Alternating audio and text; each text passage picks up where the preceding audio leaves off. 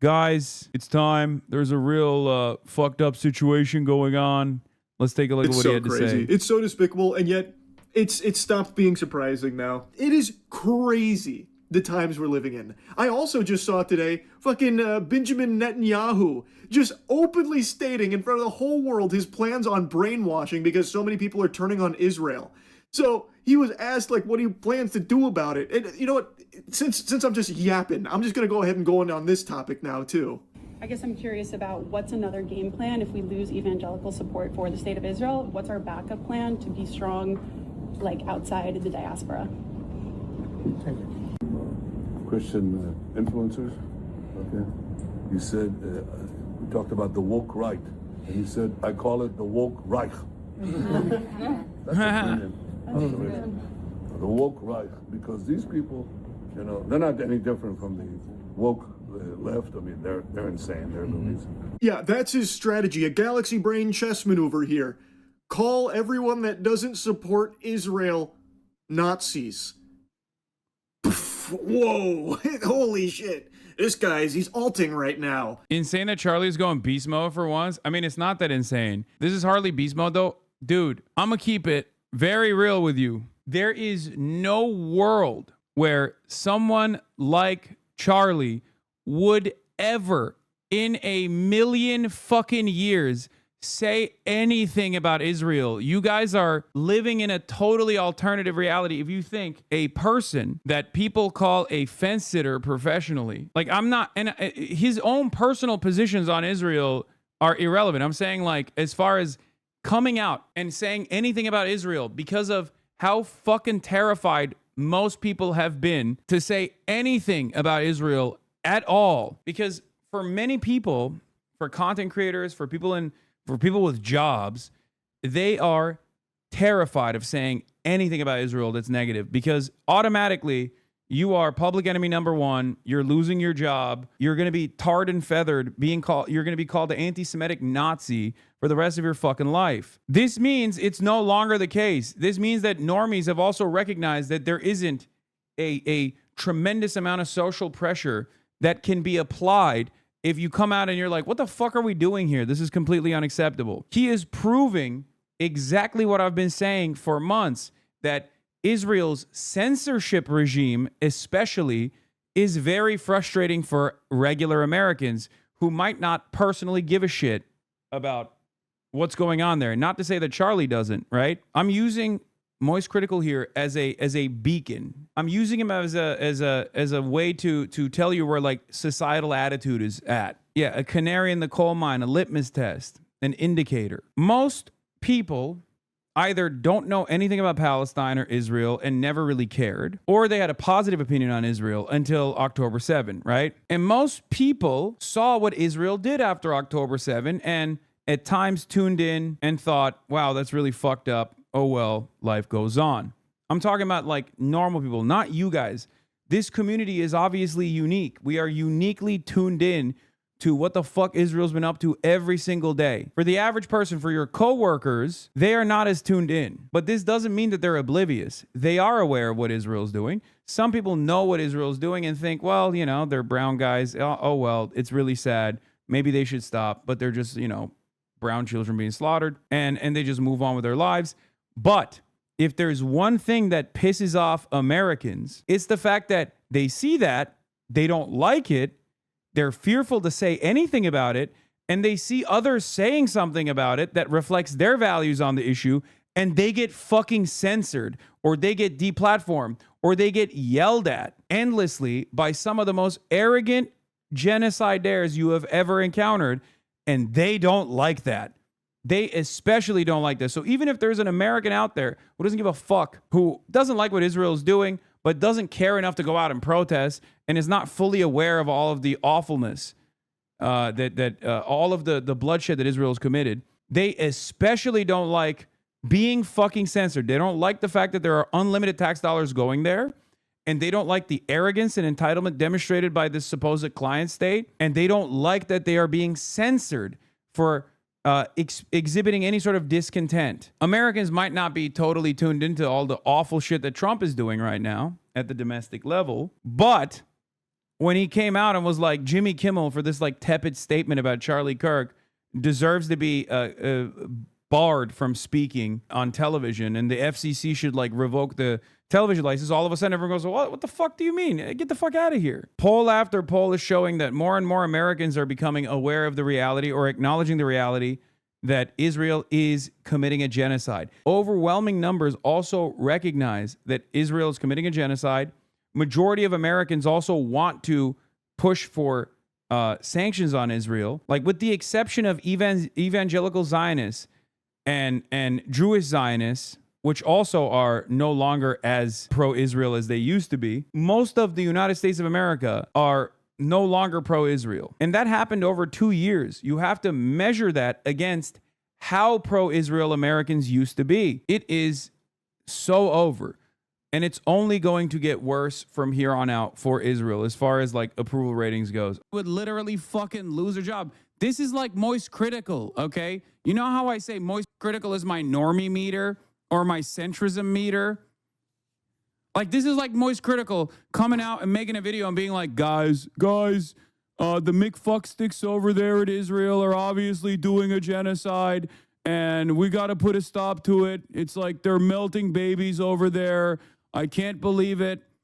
You know, I put my black t-shirt on instead of the white one today because I wanted to talk about the severity of the crisis at hand. Like, when you see that, when you see the Gaza situation is crazy YouTube video, know that things have changed so dramatically that people are no longer fucking fearful.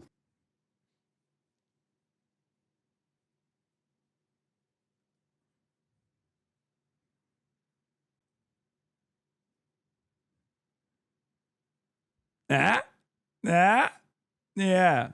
Down to the fucking black t-shirt, bro. Come on. My point is, the normie American position is not only anti-Israel, but Americans are no longer afraid of even coming out as being anti-Israel. Because like in the past, many Americans would shy away from saying the truth. Many Americans would shy away from saying the truth because they were worried. Because nobody wants to be fucking yelled at and be called a fucking anti-Semite, okay?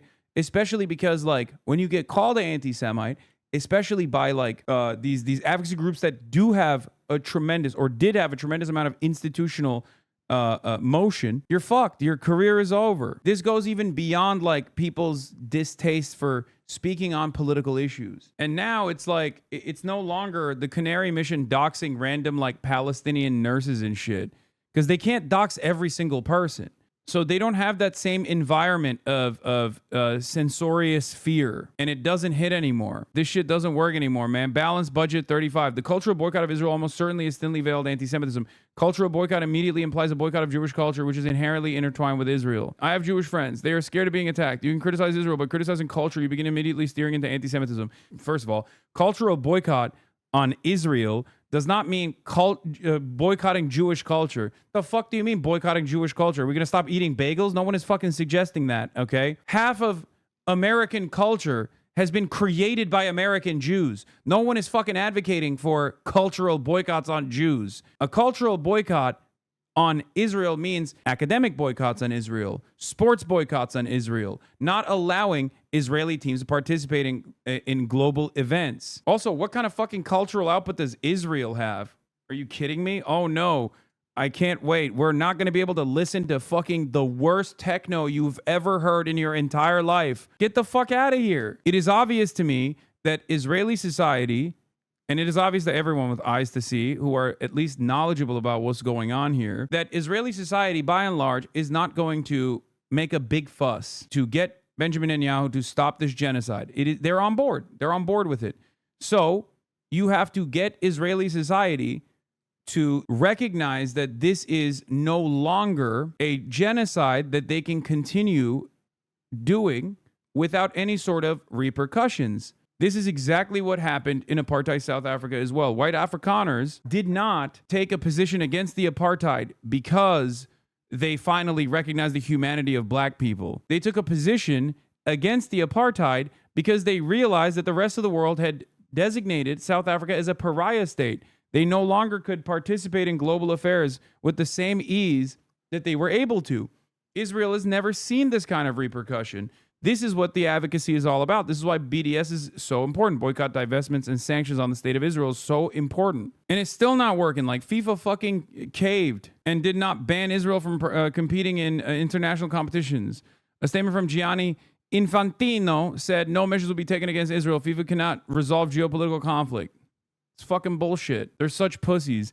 They had no issue doing it to Russia, and Israel has done even worse. Like, I'm sorry. You can't ban Russia and then not ban Israel. Like, what are we talking about? There is a just cause to ban Russia for invading Ukraine. There is an even more just cause to ban Israel for doing a fucking genocide. Like, what? What the hell is this? What planet are we living on? People see that, by the way. Average people see that and they get pissed off too. I promise you. Hasan, you are a terrorist, an actual threat to human life, disgusting, disgraceful, pathetic. Sorry. Moist Critical is also on his fuck Israel tip. So good luck to you, chatter. At this point, there's gonna be like 8 people who fucking support Israel. And secondly, we're going to have to use the tools of battle. And the most important ones are the social media. And the most important purchase that is going on right now is TikTok. TikTok, number one.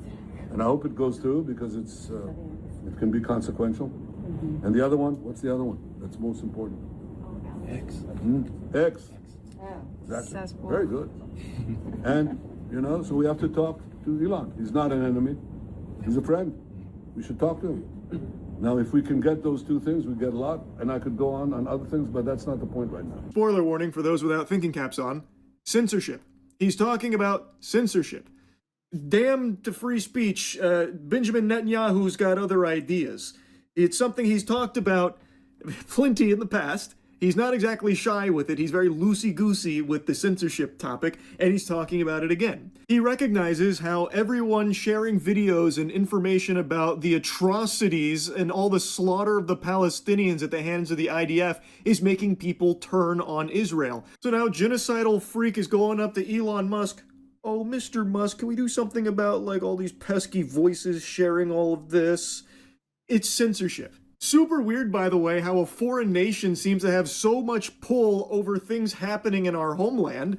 Why can Netanyahu come out with his full ass on display talking about like how algorithms on the platforms here need to cater to him, and also he should be talking to Elon about Twitter so they can do something together in regards to like the people not liking Israel anymore and what they're having access to? Why is that? Like, that shouldn't be allowed, right? Like, what the fuck? This guy gets to come in and, like, completely wash our fucking freedom of speech in order to fit his censorship agenda? Cool. How about no, goober? Like, come on. Damn, bro, I can't believe I'm hearing Moist Critical. My eyes, my ears. I can't believe I'm seeing and hearing Moist Critical wearing the black shirt, literally calling Benjamin fucking Netanyahu the G word. Goober. That is crazy. How do we get here, folks? The motherfucking G word, man. ContraPoints has now officially been outflanked from the left by Moist Critical. I know. Yeah, no. Charlie is... Charlie doesn't normally do a lot of politics. Like, he's a liberal, for sure, right? In the past, like, he's come out and had some interesting takes that I definitely consider liberal, but like, he is very he deliberately stays out of trouble, I guess, if that makes sense. He tries to actively not talk about this stuff. So for him to come out and like make a statement is indicative of the change in times. It means that there aren't like tremendous repercussions for this sort of thing. How do you think he'd feel knowing you call him a normie meter? I don't know. I mean, I'm not even shitting on him for it. A lot of people say like he's offensive or whatever. I don't really give a shit ultimately. I'll take support from anywhere I can get. But yeah, I think he is demonstrative of an attitude shift. It means that like this position is no longer, this is an inoffensive position. It's like people actually no longer feel fearful to reveal this.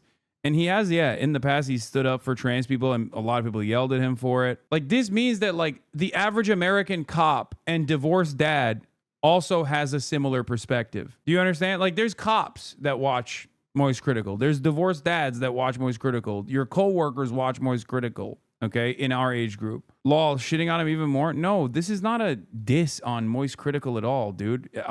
It's only a diss in this community. For the average person doesn't have a fucking negative opinion about cops. What are you talking about? Average person in America loves cops, chatter. Wake up. How about we all come together and say, let's stop rape? How about we all come together and say, let's stop attacking pedophiles? I want you to look at what happened when the National Guard went to D.C. Quite the Freudian slip. And as I said, there's no way he meant to say that. But he never corrects it or anything. No one points it out. And what he's talking about didn't pertain to pedophiles at all. His crime statistics were robbery, homicide, and rape. 2 out of 3 of those he covered previously. The last one, robbery, that doesn't relate to stopping attacking pedophiles. Like, those two don't connect. You can't put the square piece into the circle hole on that one. And I saw people saying that it was intellectually dishonest to paint it as anything other than just like an embarrassing flub. Which is fair enough, I suppose, because I'm not trying to make the claim that this is him fully admitting to things and he's going full mask off. Ted Cruz did, notably, reject the release of the Epstein files. Like, from all available information, it seems he has been against the release of the Epstein files, judging from his votes in regards to it. So I did pose that, here's a little food for thought. There may be a little something there, possibly, but overall, the video, I was just taking the piss out of it. That's really it.